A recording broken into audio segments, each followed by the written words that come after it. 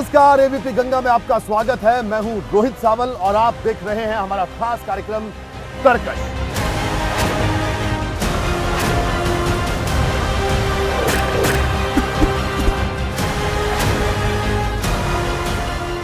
तरकश में आज हमारे साथ मौजूद हैं बीएसपी के राष्ट्रीय महासचिव सतीश चंद्र मिश्रा जी। सतीश जी, आपका स्वागत है। और साथ ही साथ उनकी धर्मपत्नी कल्पना मिश्रा भी हमारे साथ मौजूद हैं, जो कि एक्टिव राजनीति में आजकल आ गई हैं। उनसे भी बात करेंगे।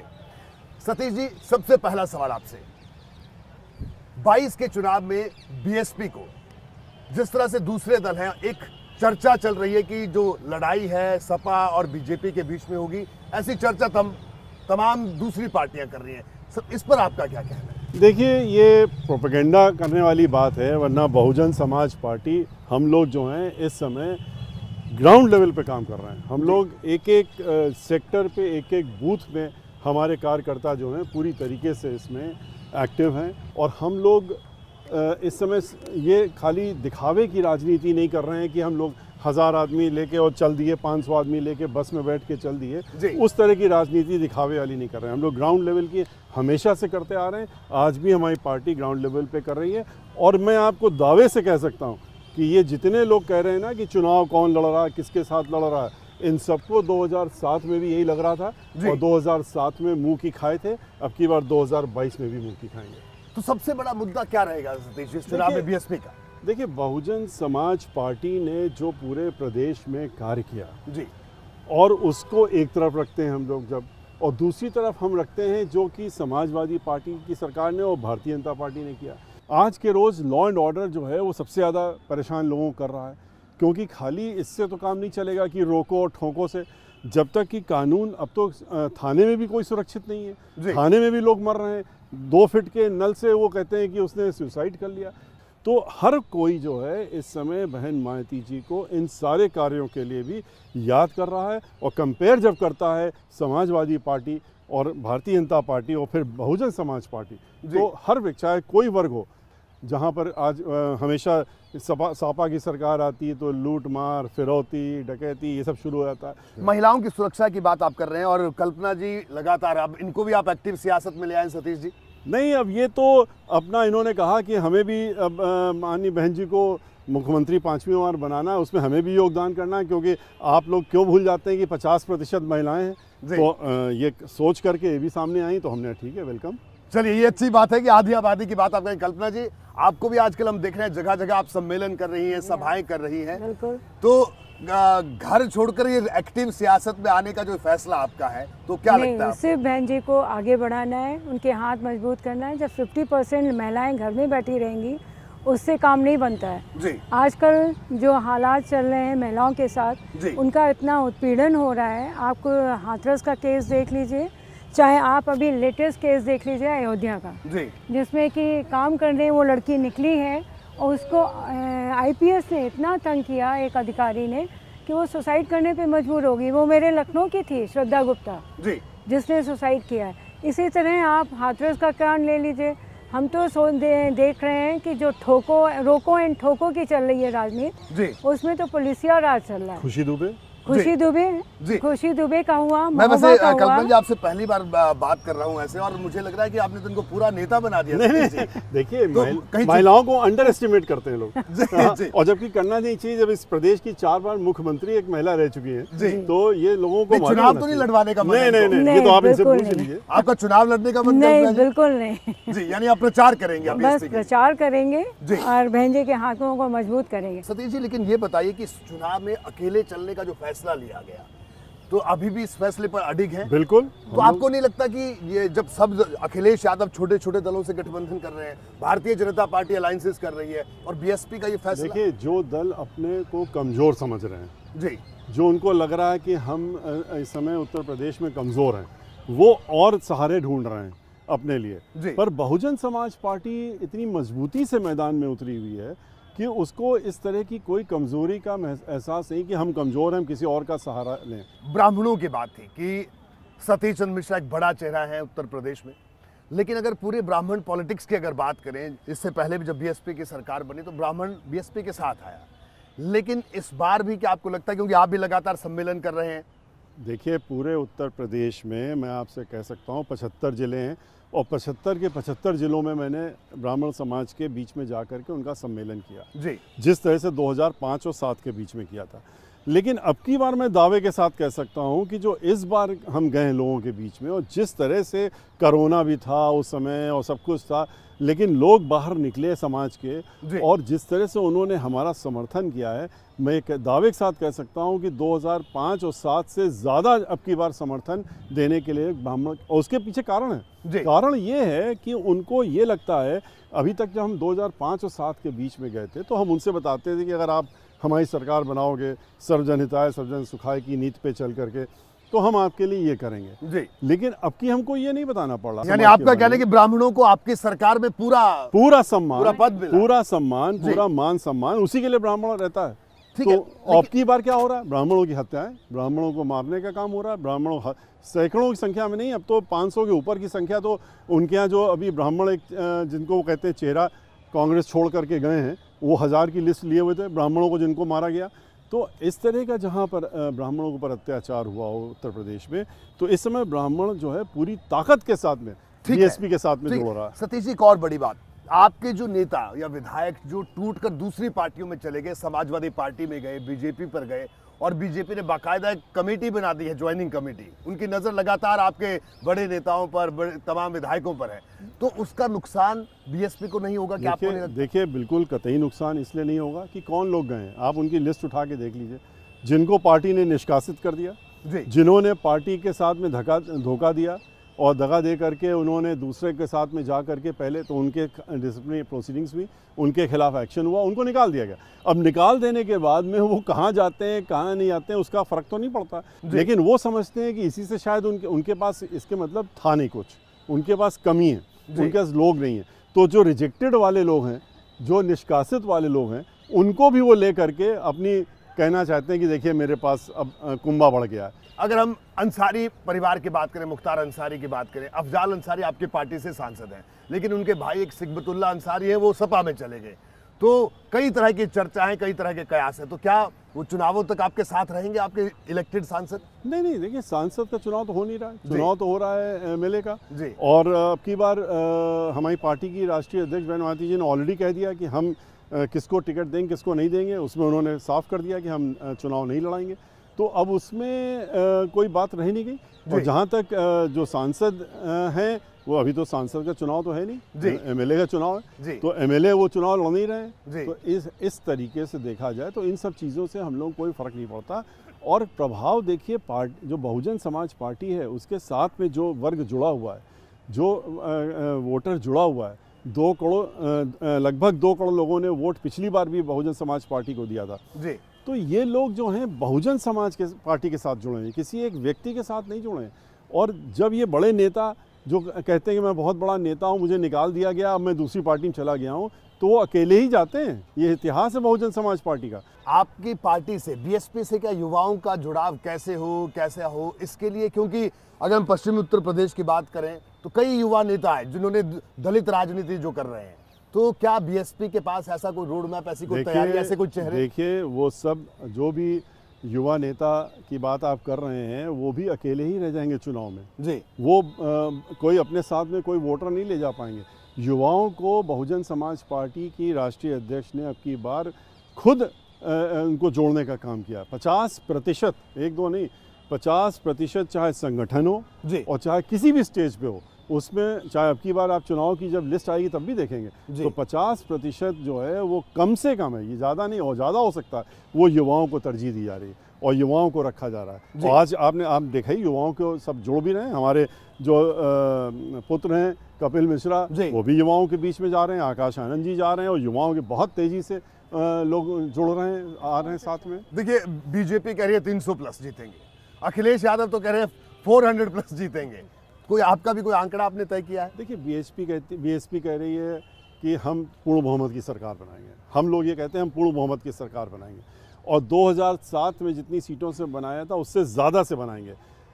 समाजवादी पार्टी कहती है कि हम तो 400 बनाएंगे, 400 से प्लस करेंगे, 400 से प्लस के बाद 3 ही तो बचती हैं जी, वो वही 3 प्लस और कर लेंगे जी। और भारतीय जनता पार्टी 350 की बात करती, तो अगर 1000 सीटों पे तो चुनाव हो नहीं रहा जी। है, चुनाव तो खाली 403 पे ही हो रहा जी। है। लेकिन मैं एक दावे के साथ कह सकता हूँ कि अब की बार इनके जो ये दिखावे की बातें हैं और ये जो कहने की बातें हैं, ये इसकी सबकी पोल अभी चुनाव आने दीजिए। बहुजन समाज पार्टी पूर्ण बहुमत की सरकार अब की बार उत्तर प्रदेश में बनाने जा रही है अपने दम पे, और जितना 2007 में सीट लाई थी उससे कहीं ज़्यादा सीट लाकर। जी, छोटे से ब्रेक के लिए हम लोग यहाँ पर रुकेंगे। ब्रेक के बाद भी तर्कश के तीर यूं ही चलते रहेंगे और कोशिश ये लगातार जानने की है कि आखिरकार बीएसपी की रणनीति इस चुनाव में।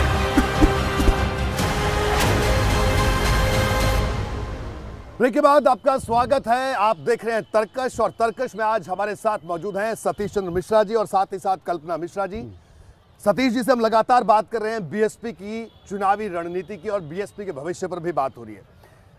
सतीश जी, अगर सबसे अहम बात इस चुनाव की अगर करें, भारतीय जनता पार्टी के लिए हमने विकास किया, इसके अलावा वो एक हिंदुत्व की बात का मुद्दा आम जनता के बीच में भी लेकर जा रहे हैं कि हमने राम मंदिर को लेकर बात हुई, काशी में हमने ये कर दिया, मथुरा में हमने ये कर दिया, और ये कहा जा रहा है बीएसपी को लेकर, आपने जो सम्मेलन किया, आप भी अयोध्या गए, कहा गया कि आप लोगों को मजबूरी में सॉफ्ट हिंदुत्व की तरफ आना पड़ा। इस पर आप क्या कहेंगे? देखिए, अयोध्या से जाके हमने कार्यक्रम अपना शुरू किया था, और अयोध्या में जा कर के हमने उनका ये जो भ्रम देशवासियों के सामने वो भारतीय जनता पार्टी रख रही थी कि हम तो बड़ा भारी हिंदुत्व का कार्य कर रहे हैं और मंदिर का कार्य कर रहे हैं, तो उसको एक्सपोज कर दिया हमने जी। अयोध्या में उन्होंने वो कोई भी काम नहीं किया था।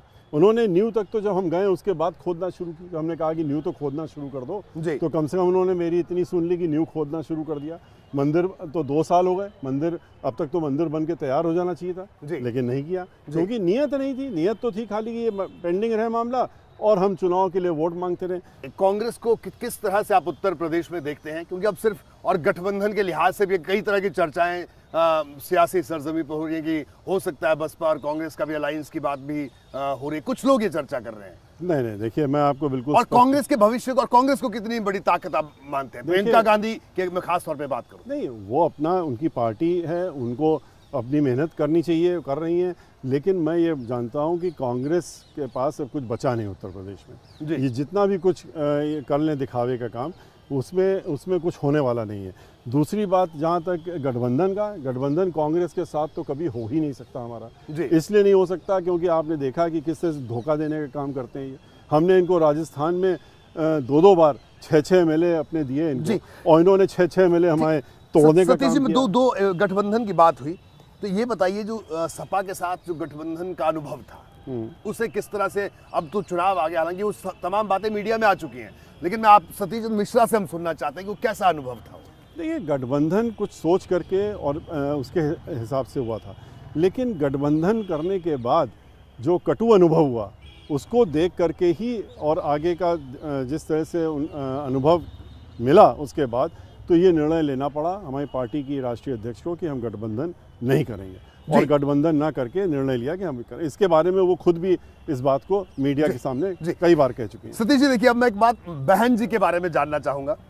देखिए, बहन जी आती हैं मीडिया के सामने, आज भी वो प्रेस कॉन्फ्रेंस करती हैं, बात होती है, लेकिन हाँ, उनसे कोई बहुत ज़्यादा भी इस तरह की इंटरेक्शन बहुत कम होती है। भाई, हमें बीजेपी दिखती है, काम कैसे करती है, सपा दिखती है, काम कैसे करती है, ये बीएसपी की काम करने का क्या राज है, ये हम जानना चाहते हैं। देखिए, बीएसपी जो है केडर वाली पार्टी है जी, और ये पॉलिटिकल पार्टी के साथ साथ में एक मिशनरी पार्टी भी जी। तो हमारी पार्टी की राष्ट्रीय अध्यक्ष फरवरी के महीने से और लखनऊ में हैं और दिल्ली वापस नहीं गई, क्योंकि वो हर सेक्टर वाइज की बैठक भी अपने यहाँ ले रही हैं।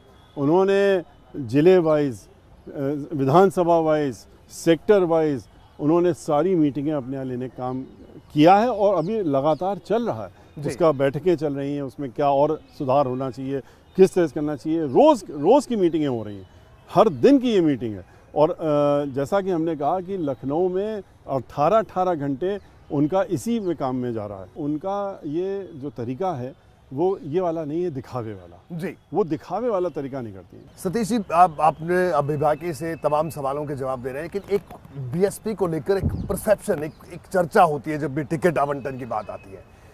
हाँ, कोई इसका आधार नहीं है, कुछ नहीं, लेकिन चर्चा है, इसलिए मैं आपसे पूछ रहा हूँ, बड़ी साफगोई से सवाल पूछ रहा हूँ कि साहब यहाँ तो टिकट के लिए पैसे देने पड़ते हैं, चंदा देना पड़ता है, इस पर क्या कहना है सतीश जी? देखिए, अब ये तो जो कहना चाहे कह सकता है, जिसने जो चुनाव, जिसको हमने पार्टी से निकाल दिया, यह पार्टी में एमएलए था, अब उसने गद्दारी की, उसको हटा दिया गया। जब वो हटा दिया था तो वो जाके ये सब बातें करता है। जब चुनाव लड़ रहा था, चुनाव लड़ के जीता या आया, तब उसने कभी नहीं कहा कि हम तो पैसा दे करके आए हैं। अभी जो एमएलए जिनको निकाला गया है, उनको निकाला गया तो उनके ऊपर आरोप है कि उन्होंने एक इंडस्ट्रियलिस्ट जो बॉम्बे से आया था राज्यसभा का चुनाव लड़ने, और हमारी पार्टी का अपने उन एमएलओ ने अपनी ही पार्टी के एक व्यक्ति को हराने के लिए उनसे ले लिया। प्रधानमंत्री ने ऐलान कर दिया कि कृषि कानून जिनको लेकर विरोध हो रहा था कि उनको वापस ले लिया जाएगा। किस तरह से देखते हैं इस कदम को आप? देखिए, जो वापस लेने का निर्णय लिया उसका तो हम लोग स्वागत करते हैं। हमारी पार्टी के आज राष्ट्रीय अध्यक्ष ने खुद भी मीडिया में आकर के बोला है, लेकिन साथ साथ में ये भी कहा, जो सही बात है, कि आपको ये कानून फिर लाना ही नहीं चाहिए था बगैर उनसे वार्ता किए हुए। अगर आपको ये लग रहा है ये कानून गलत है, और कानून 1 साल आपने पहले उनको आंदोलन करने दिया, 1 साल वो लोग सर्दी गर्मी बरसात झेलते रहे, उसके बाद 800-900 लोग मर गए किसान, और तब आप ये कह रहे हैं कि हम किसान के बिल को वापस ले रहे हैं। क्या ये इसलिए है सिर्फ कि चुनाव आ गया, या चुनाव उत्तर प्रदेश या 5 राज्यों का आ गया इसलिए आप वापस ले रहे हैं? और साथ में एक ये भी अंडर करंट बात कह रहे हैं कि ये कानून ठीक हैं, ये कानून गलत नहीं है, कानून अच्छे हैं। तो क्या ऐसा तो नहीं है कि ये चुनाव ख़त्म होते ही फिर ये 5 कानून लाद दिए जाएंगे किसानों के ऊपर, कि अब चुनाव ख़त्म हो गया फिर आपके ऊपर लाद रहे हैं? सतीश जी, ये बताइए कि आप उत्तर प्रदेश में खास तौर पे भारतीय जनता पार्टी या दूसरी पार्टियां भी नेताओं से बातचीत करना, उनको अपनी पार्टी में शामिल करवाना, इसके लिए बहुत लालायित रहती हैं सारी पार्टियां। मैं नाम नहीं पूछ रहा आपसे, लेकिन क्या कभी किसी पार्टी की तरफ से ऑफर तो जरूर आया होगा, क्या आइए हमारे साथ शामिल हो जाइए? इस सवाल का तो जवाब दे दीजिए सतीश जी। देखिए, ये शायद जितनी भी विरोधी पार्टियां हैं जी, और जितनी विरोधी पार्टियां हैं, जो भी पार्टियां हैं, उनके वरिष्ठतम नेताओं को भी जी ये अच्छी तरह से ज्ञान है कि सतीश चंद्र मिश्रा उनमें से नहीं है कि जिनको या तो दबा लो या खरीद लो या अपने शामिल कर लो और ये कोशिश कर लो कि हम बहन मायावती जी का साथ छोड़ दें। हम ये सबको मालूम है कि हम उस परिवार से आते हैं, न हम उस व्यक्ति के साथ गद्दारी कर सकते हैं जिसने हमको सम्मान दिया, हमारे परिवार को सम्मान दिया। आज हमारा पूरा परिवार उनके साथ में खड़ा हुआ है बगैर राजनीति के, इसीलिए क्योंकि उन्होंने जो हम लोगों को सम्मान दिया है तो उसके प्रति हम उनके साथ में खड़े हैं। पर ये भी स्पष्ट कर दूं, दोबारा से कई बार मैं कर चुका हूं कि इस जीवन में, जो अभी हमारा जीवन चल रहा है, इस जीवन में हम किसी भी राजनीतिक पार्टी में कुछ भी हो जाए, कुछ भी प्रलोभन हो, कुछ भी मिलने की बात हो, कहीं भी जितना भी दबाव हो या जो भी हो, हम किसी दूसरी पार्टी में जाने वालों में से नहीं है। हम बहुजन समाज पार्टी के साथ रहेंगे और बहन मायावती जी का साथ आखिर तक देते रहेंगे। एक और अहम सवाल ये, अगर पश्चिमी उत्तर प्रदेश की खास तौर पे बात करें, सपा आरएलडी के साथ मिलकर चुनाव लड़ रही है और इस बार आरएलडी की भी काफ़ी उम्मीदें हैं, और आप लोगों का जो परंपरागत एक वोट बैंक रहा है पश्चिमी उत्तर प्रदेश में, और सबसे बड़ी बात मुसलमान, क्या मुसलमान बीएसपी के साथ चलेगा? क्योंकि एक तरफ ओवैसी ही खड़े हैं, एक तरफ अखिलेश यादव खड़े हैं, क्या कहना है आपका? देखिए, आपने देखा कि पश्चिम यूपी में हमारे मुस्लिम कम्युनिटी के मेंबर ऑफ पार्लियामेंट एक नहीं दो हैं जी, और हमारे साथ में वो लोग जुड़े हुए हैं, जो उनको ये मालूम है कि बहुजन समाज पार्टी की जब सरकार थी तो पूरे उत्तर प्रदेश में एक अमन और चैन का माहौल रहा था। वहाँ पर उस तरह का नहीं जैसे समाजवादी पार्टी में दंगा हुआ, लोग मार दिए गए, फसाद हुआ। बहन मायावती जी की सरकार जब होती है तो कोई ना दंगा होता है, ना कोई फसाद होता है, अमन चैन होता है और सर्वजन की देखरेख होती है। खाली ये नहीं है कि एक की हो, सबकी देखभाल होती है और सबको उसका उचित स्थान मिलता है, जो चाहिए वो भी मिलती है। इसलिए चाहे वो मुस्लिम समाज हो, चाहे बैकवर्ड समाज हो, चाहे दलित समाज हो और चाहे अपर कास्ट समाज हो, खास तौर से ब्राह्मण समाज हो, वो सब का सब बहुजन समाज पार्टी के साथ में जुड़ा हुआ है और इस चुनाव में पूरी ताकत बन करके वो अब की बार चुनाव में रंग दिखाने काम करेगा। सतीश जी, ये बताइए, 2014 का चुनाव, 2017 का चुनाव, 2019 का चुनाव, इन चुनावों में बीएसपी का ग्राफ जो गिरा, क्या वजह आप इसकी मानते हैं? देखिए, ये सोचने की बात है, ग्राफ गिरा, ग्राफ कहाँ गिरा? हर चुनाव में आप नंबर ऑफ वोट देंगे तो हम ज़्यादा बढ़े, वोट की गिनती परसेंटेज आप कहेंगे कम हो गया क्योंकि वोटर्स ज़्यादा हो गए, लेकिन वोट अगर हमको 160 पड़े, 1 करोड़ 60 लाख पड़े तो एक बार 80 पड़े, फिर 92 पड़े और 1 करोड़ 92, कोई घटे नहीं है। जो हमारे वोटर जितने ये थे कि उतने ही रह गए, उससे आगे गिनती बढ़ी लेकिन यही है कि कुछ लोग, जैसे कि हम लोग 2014 में 12 में देख लीजिए, तो आधे % से चुनाव हारे थे, ज़्यादा लंबे से नहीं आ रहे थे जी। 29 और 30%, तो 1% के चुनाव में आधा इधर होता तो हम उनसे ऊपर होते। तो और थोड़े थोड़े वोटों से हम लोगों के इलेक्शन हम लोग कई सीटों में हारे हर चुनाव में। जिस समय 2014 में जब नील थी हमारी, तब भी हम पूरी कंट्री में 3rd लार्जेस्ट पार्टी बन के निकले थे जी। और 2,62,00,000 वोट पा करके पूरी कंट्री में 3rd नंबर पे थे। सीट नहीं थी लेकिन 3rd नंबर पे थे। अब की बार भी 3rd नंबर पे हैं पूरी कंट्री में। तो इसलिए हमारी पार्टी का परसेंटेज कहीं नहीं घटा। सीटों की गिनती और वोट, ये दो चीज़ें अलग अलग हैं। सतीश जी, आपको लगता है कि मैंने 14, 17 और 19 के इतर इस बार 22 में माहौल आपके पक्ष में कोई आप महसूस कर रहे हैं ऐसा, बिल्कुल है। या कुछ क्या अलग महसूस कर रहे हैं कि जिससे आपको लग रहा है कि नहीं, ये ना 14 की स्थिति है, ना 17 की, ना 19 देखिए, की? जैसा हमने शुरू में भी कहा भी आपसे, पूरे 75 ज़िले में तो मैं स्वयं गया हूँ और 75 ज़िलों में जा कर के हमने लोगों से मीटिंग करी है और जिस तरह की इन लोगों ने भी हमारी नकल करके फिर आगे मैं भी प्रबुद्ध सम्मेलन करूंगा, ये भी पीछे पीछे चले जी। तो एक हमारा था, एक इनका था, दोनों पार्टियों का, वो भी देखने को मिला, जो बंद कर दिए इन लोगों ने बाद में कि ये तो नहीं सक्सेसफुल हो रहा, बंद कर दो। हमने तो पूरे 75 ज़िले के किए और जो रिस्पॉन्स हमको मिला है, जिस तरीके से गुस्सा हमको देखने का लोगों को मिल रहा है, जिस तरह से लोग इंतज़ार कर रहे हैं कि वोटिंग का दिन आए और हम जा करके चुपचाप से अपना वोट हाथी के बटन पे दबा करके वापस निकल आएँ और बहन मायावती जी को मुख्यमंत्री बनाए, इस प्रदेश को दोबारा से कानून का राज दिला सकें, कानून द्वारा कानून का राज। तो इस तरह का जो लोगों के अंदर उत्साह है वो हमने स्वयं देखा है। इसीलिए हम कह रहे हैं कि एजेंसी तो 500-1000 देखती है, हमने तो हज़ारों की संख्या में हर ज़िले में जाके लोगों से बैठक की, रात में वहीं रुके, उनके साथ में रहे, बैठकें करी। तो हमको ज़मीनी हकीकत हम देख रहे हैं अब की बार जी। बस हम लोग हर जगह काम कर रहे हैं, चाहे शहर हो और चाहे गांव हो और चाहे नगर निगम हो, नगर पंचायत हो, हर जगह हम लोगों का इस तरह काम चल रहा है। सतीश जी, राजनीति और विवादों का चोली दामन का साथ है, लेकिन सतीश चंद्र मिश्रा हमेशा विवादों से दूर रहे ना। आपका हमने कभी ऐसा सुना कोई पॉलिटिकल लीडर आपके खिलाफ कोई बयानबाजी करता हो? तो ये क्या है, ये मतलब ये इसे किस तरह से देखा? ये कोई मैनेजमेंट है, क्या है ये? कुछ नहीं देखे हम, क्योंकि ये मैनेजमेंट हर कोई सीखना चाहेगा। नहीं, ये कोई मैनेजमेंट की बात नहीं है। हम सबको सम्मान देते हैं, जो भी पॉलिटिकल लीडर हो, किसी भी पार्टी का हो, उसको हम सम्मान देते हैं, वो हमको भी सम्मान देते हैं और हम एज ए लीडर उनका सम्मान करते हैं। हम उनकी पार्टी की, उनकी सोच, उनकी पार्टी की नीति से विरोध करते हो जी, लेकिन हम व्यक्तिगत किसी के खिलाफ नहीं रहते हैं और ना ही हम किसी को व्यक्तिगत कोई लांछन लगाते हैं, काम करते हैं, ना व्यक्तिगत हमला करते हैं जी। और मुझे और उसका वो भी हमको सम्मान देते हैं। तो इस बात को लेकर के किसी मैनेजमेंट की ज़रूरत नहीं होती है। हम अपनी राजनीति की बात करें, हम अपनी पार्टी की सोच की बात करते हैं, हम अपनी पार्टी की क्या हम भूमिका निभाने जा रहे हैं उसकी बात करते हैं, लेकिन हम उससे हट के चलते हैं कि जो दूसरी पार्टी के कुछ लोग करते हैं कि एक व्यक्ति को पकड़ो, उसके बारे में बोलना शुरू करो, ये काम हमने किया। सतीश जी, आपका बहुत बहुत शुक्रिया बीपी गंगा से बात करने के लिए। कल्पना जी, आपका भी बहुत बहुत शुक्रिया।